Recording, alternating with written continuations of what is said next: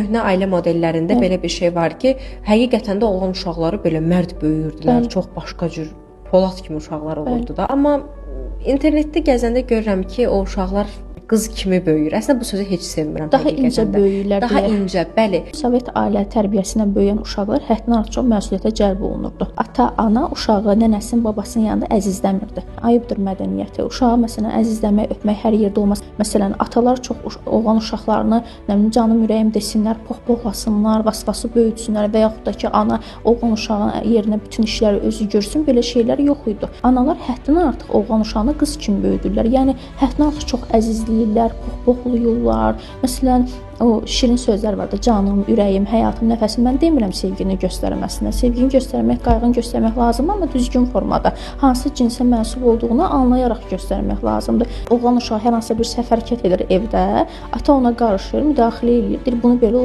eləmək olmazdı. Sən oğlansan, sən tutaq ki, kişisən. Amma ana həmən müdaxilə edir. Deyir, yox, sən mənim uşağıma qarışma, mənim oğluma, sanki tək onun oğluymuş kimi.